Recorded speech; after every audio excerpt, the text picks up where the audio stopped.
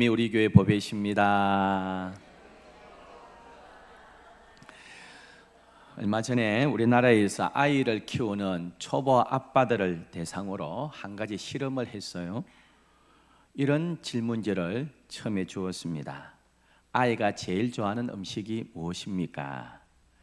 최근에 아이를 안아준 때는 언제입니까? 아이에게 사랑한다고 말했던 마지막 때는 언제였습니까? 답을 써내려가는 초보 아빠들의 그 얼굴에는 미소가 사라지지 않았습니다. 너무 행복하게 아이를 생각하면서 설문지에 답을 적었습니다. 모든 설문이 끝난 이후에 두 번째 질문지를 주었습니다. 그런데 두 번째 질문지는 단어 하나만 달라지고 똑같은 질문이었습니다. 아이 대신에 아버지를 넣었습니다. 아버지가 좋아하는 음식이 무엇인가요? 최근에 아버지를 안아준 때가 언제였습니까? 아버지에게 사랑한다고 말한 적은 언제였습니까? 아이 대신에 아버지로 바꾸었습니다. 두 번째 질문지를 받아본 초보 아빠들은 말을 잇지 못하고 울먹였다고 합니다. 10계명에 자녀를 사랑하라는 계명은 없고요, 부모를 공경하라는 계명만 왜 있겠습니까? 사실 자녀를 사랑하는 일은 그렇게 어려운 일이 아닙니다. 그냥 사랑하게 됩니다. 우리가 다 경험해 봤잖아요. 그런데 부모를 공경하는 것은 저절로 되지 않습니다. 쉽지 않은 일입니다. 그래서 여호와 하나님께서 우리에게 계명으로 주신 것 같습니다. 5계명부터 10계명이 부모를 공경하는 것으로 시작하는 인간관계의 계명입니다. 부모를 사랑하는 것이, 부모를 공경하는 것이 인간관계의 첫걸음입니다. 부모를 공경하지 못하는 사람은 모든 인간관계가 엉망일 수밖에 없다는 것입니다. 하나님을 사랑하지 못하면 하나님의 뜻을 이룰 수 없는 것처럼 부모를 공경하지 못하면 그 사람은 이 땅에서 잘 될 수가 없습니다. 문제는요, 하나님과 부모하고 다르다는 것입니다. 하나님은 우리가 얼마든지 사랑할 수 있고요, 얼마든지 공경할 수 있고 하나님을 경외할 수 있는 거룩하신 분이고 좋으신 분이고 사랑과 긍휼이 풍성하신 분인데 부모는 그렇지 않다는 것입니다. 이 땅에 자격 없는 부모도 의외로 많이 있습니다. 여러분, 남이면 그저 무시하고 참으면 되지만 가족이니까 늘 함께 해야 되고 늘 같이 생활하니까요, 공경하는 것이 쉽지 않을 때가 있습니다. 모세가 이 출애굽기를 적을 때는 벌써 수천 년 전의 일이라서 오늘과 달라진 상황과 아무런 관계가 없다고 할 수 없다고 하는 사람도 있지만 이 10계명은 여전히 오늘도 우리에게 주시는 하나님의 말씀입니다. 여러분, 기억할 것은 부모를 사랑하라고 하지 않고요, 부모를 공경하라고 했다는 것을 기억해야 합니다. 여러분, 성경 읽어보세요. 하나님께서 우리에게 이렇게 말씀하셨어요. 주 너희 하나님을 사랑하라, 내 이웃을 사랑하라, 심지어 원수도 사랑하라, 이렇게 하셔놓고 부모를 사랑하라고는 성경 어디에도 없습니다. 여러분, 부모를 사랑하라고 하지 않고 대신에 부모를 공경하라고 말씀하셨습니다. 부모는 사랑의 대상이라기보다는 공경과 경외의 대상이라고 말씀하고 있습니다. 미국 동부에 사는 한 남자가 있었는데요, 결혼을 하고 아이를 5명이나 낳았습니다. 연년생으로 계속 5이나 낳았는데 여러분, 직업도 제대로 없고요, 처자식을 제대로 건사하지도 못했습니다. 어린 아이 5과 부인을 내버려 두고 자기 삶을 살겠다고 동부에서 서부로 혼자 가버렸습니다. 남아있는 아내가요, 자식 5을 교육시키고 먹이고 키운다고 투잡을 뛰면서 너무너무 고생하면서 그렇게 이 아이들을 다 결혼시켰습니다. 40년 세월이 지난 이후에 지인으로부터 들은 소식이 있습니다. 남편이 서부에서 노숙자 비슷하게 살다가 죽었다는 것입니다.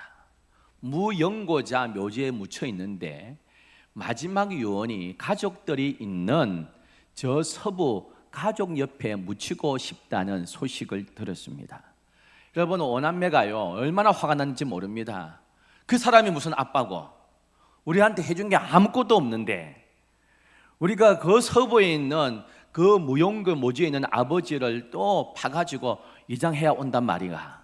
비용이 얼마나 드는데 아버지 얼굴도 기억나지 않는다. 전부 다 분노해가지고 이 오남매가 그랬는데, 이런 믿음이 참 좋고 신앙심이 깊은 장남이 자기 트랙터와 농기계를 저당 잡혀가면서 아버지의 시선을 자기 동네로 이장했습니다. 장례가 다 끝난 이후에 4명의 동생들을 불러놓고 이렇게 말했답니다. 얘들아, 성경에는 부모를 공경하라고 쓰여 있을 뿐 어떤 부모라는 조건을 달지 않았단다 했습니다. 여러분, 공경하라고 성경은 말씀하고 있습니다. 히브리어로 가베드 이렇게 되어 있습니다. 가베드 하라. 놀랍게도요, 공경하라는 뒤에 따라오는 목적어는 제가 말씀드린 대로요 딱 2가지밖에 없습니다. 잠언 3장 9절에 내 재물과 소산물에 처음 익은 열매로 누구를요? 여호와를 공경하는 것입니다. 또 하나 오늘 읽었던 12절에 내 부모를 공경하라 하고 있습니다. 공경하라의 목적어는 성경에 딱 2번밖에 나오지 않습니다. 여호와 하나님을 공경하고요, 부모를 공경하는 것입니다. 하나님을 섬기고 공경하듯이 부모님을 존중하고 공경하라고 말씀하고 있습니다. 말라기 1장도 똑같습니다. 내 이름을 멸시하는 제사장들아, 나 만군의 여호와가 너에게 이르기를 아들은 그 아버지를 종은 그 주인을 공경하느니 내가 아버지일진데 나를 공경함이 어디 있느냐. 말라기 선지자는 아버지의 모습과 하나님의 모습을 같이 연관시키고 있습니다. 부모님을 공경하는 것과 하나님을 공경하는 것 똑같은 위치에 놓고 성경은 기록하고 있습니다. 성경 찾아보면 더욱 놀라게 됩니다. 레위기 19장 3절에 너희 각 사람은 누구를 경외합니까? 부모를 경외하라 그랬습니다. 성경에요 이스라엘 백성에게 수없이 하나님께서 말씀하신 것은 내 하나님 여호와를 경외하라 그랬습니다. 여러분, 신명기 10장 12절에 이스라엘아, 내 하나님 여호와께서 내게 요구하는 것이 무엇이냐? 곧 내 하나님 여호와를 경외하며. 여호와를 경외하는 건데 똑같은 단어에다가요 부모를 경외하라 그랬습니다. 공경하라, 경외하라 뒤에 따라 나오는 목적어는 딱 2가지밖에 없습니다. 하나님, 부모님밖에 없습니다. 부모를 공경하지 않는 것, 하나님에 대한 반역이라고 할 수 있습니다. 하나님과 더불어 공경과 경외의 대상은 부모밖에 없습니다. 여러분, 하나님을 저주하는 사람 요거 돌로 쳐 죽이라고 사형시키라고 말씀합니다.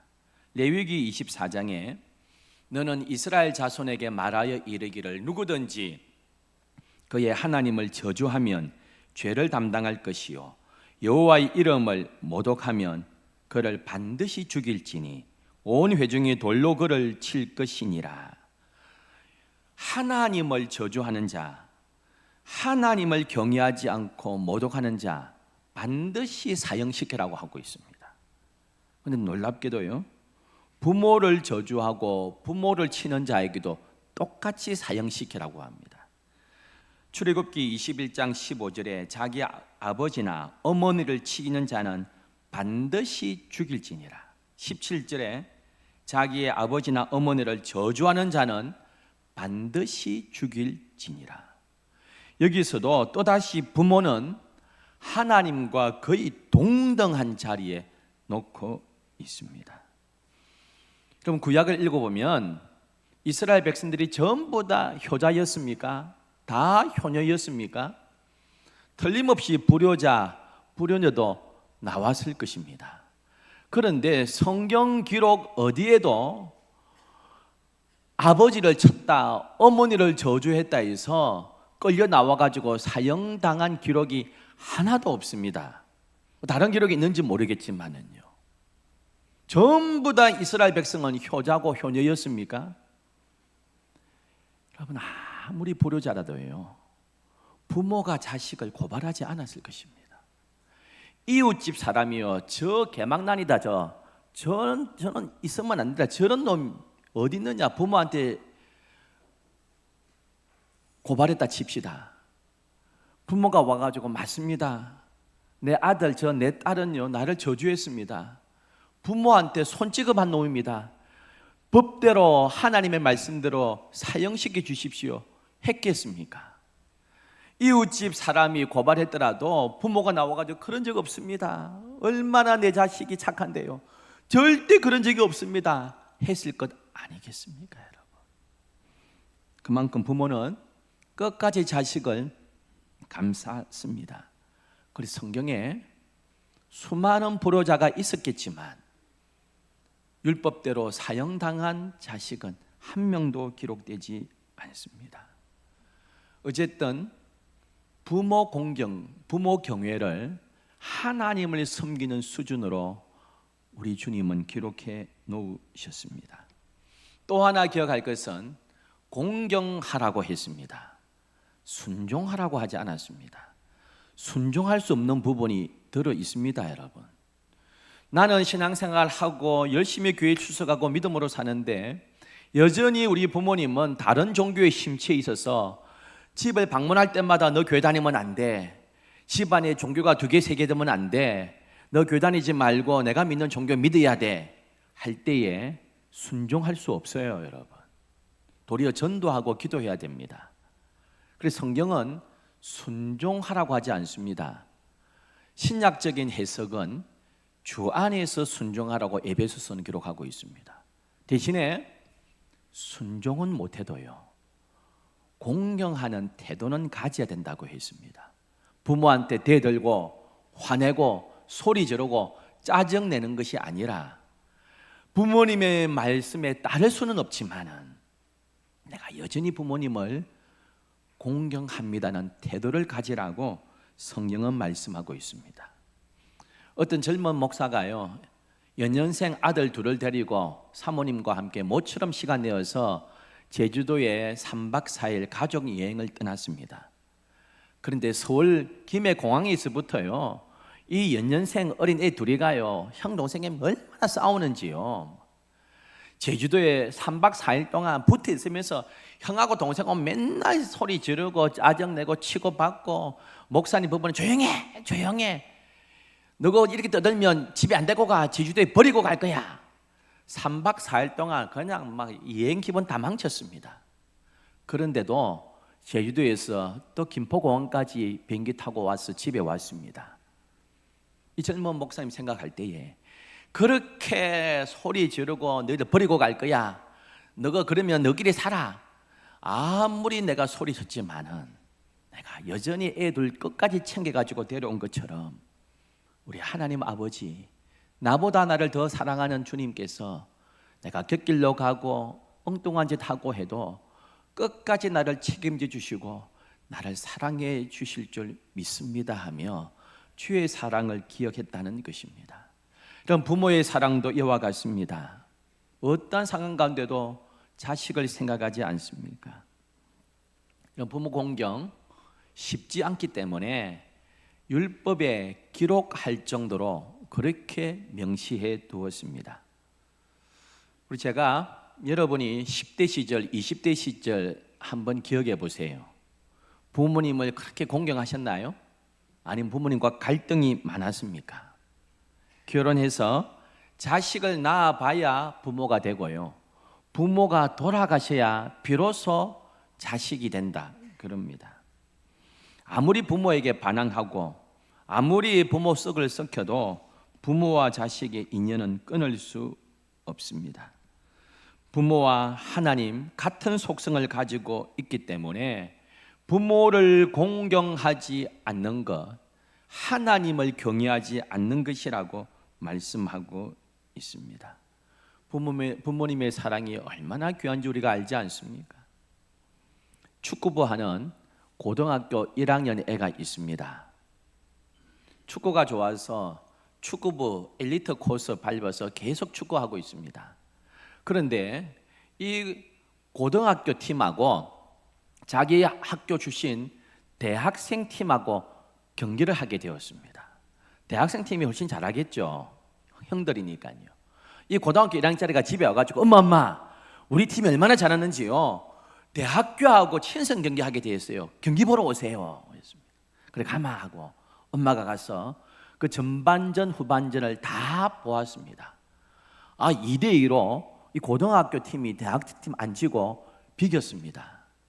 집에 가는 길에요. 막 이 아들이 신이 나가지고 엄마 봤죠? 우리 억수로 잘했죠? 했습니다. 이 엄마가 아들한테 그렇게 이야기했습니다. 그래 너 정말 잘하더구나. 너가 너무 자랑스러워. 단연 너가 돋보이더구나. 내가 보니까 경기가 끝날 때까지 너는 12번 양발을 끌어올렸어. 그리고 땀을 얼마나 많이 흘렸는지 8번 물을 마셨어. 2번 얼굴에 물을 뿌렸어. 그리고 9번 선수, 5번 선수, 7번 선수가 나올 때마다 네가 등을 두드려 주고 잘했다고 격려해 주었어. 엄마, 어떻게 그 모든 것을 사사시 보셨어요? 그리고 어떻게 내가 자랑스럽다고 말할 수 있죠? 저는 1학년이라서 후보라서 한 번도 운동장에 들어간 적이 없는데요. 엄마가 하는 이야기가 나는 축구 경기를 보러 간 게 아니란다. 너를 보러 간단다. 경기장 안에 있던 밖에 있던 너만 보면 엄마는 행복하고 기쁘단다 했습니다. 그럼 이게 부모의 마음 아닙니까? 주전이 안 되고 1학년에서 벤치에 계속 있어도 엄마는 축구 경기에 관심 없습니다. 아들에게 관심 있습니다. 10남매가 있는데요. 여러분 9남매는 잘 풀려가지고 사업도 잘 되고 직장도 잘 되고요. 부모에게 효도를 다합니다. 그런데 아들 하나는 참 어렵고 힘들게 삽니다. 부모의 마음은 9명의 효도보다요 어렵게 사는 그 아들 하나 때문에 마음이 아픈 겁니다. 여러분 부모 공경 쉽지 않은 일입니다. 수고해야 되는 일입니다. 오늘 읽었던 본문은 내 부모를 공경하라 그리하면 내 하나님 여호와가 내게 준 땅에서 내 생명이 길리라고 말씀하고 있습니다. 부모도 자녀한테 잘해야 됩니다. 자녀한테 물질적으로 풍족하고 안락한 환경을 주었다고 부모의 책임을 다한 것은 아닙니다. 신명기 6장 4절에서 7절은 이렇게 기록하고 있습니다. 이스라엘아 들으라. 우리 하나님 여호와는 오직 유일한 여호와이시니 너는 마음을 다하고 뜻을 다하고 힘을 다하고 내 하나님 여호와를 사랑하라. 오늘 내가 네게 명하는 이 말씀을 너는 마음에 새기고 내 자녀에게 부지런히 가르치며 집에 앉았을 때든지 길을 갈 때든지 누워 있을 때든지 일어날 때든지 이 말씀을 강론할 것이며 했습니다. 우리가 자녀 머리 위에 우리 손주 머리 위에 손을 얹고 기도할 줄 수 있는 시간 많지 않습니다. 부모를 떠나고 또 가정을 이루고요. 또 그곳에서 우리 자식들이 또 부모가 되고 또 할아버지가 됩니다. 여러분 끊임없이 후손들을 위해서 믿음으로 자랄 수 있도록 기도하셔야 됩니다. 제가 늘 자주 이야기하듯이요. 이제는 100세 시대는 4대를 책임지셔야 됩니다. 우리 형제들, 내 자식들, 손자, 손주들 이제 100세이면 정손주까지는 내 기도의 무릎에 올려놓고 기도를 하나님 앞에 올려드려야 됩니다. 에베소서 6장 4절은 이렇게 기록합니다. 함께 읽겠습니다. 또 아비들아 너희 자녀를 노엽게 하지 말고 오직 주의 교훈과 훈계로 양육. 자녀들을 노엽게 하면 안 됩니다, 여러분. 자녀들이 언제 노여워하는 줄 아세요? 제가 자주 말씀드리다시피 언제 자녀들이 노여워합니까? 예수님밖에 없습니다. 오직 은혜입니다. 이렇게 외쳐놓고 집에 와서는 돈 앞에 벌벌 떠는 그 모습 보고요, 자녀들은 분노합니다, 여러분. 믿음이 최고입니다. 주님이 최고입니다. 주님 없이는 살 수 없습니다.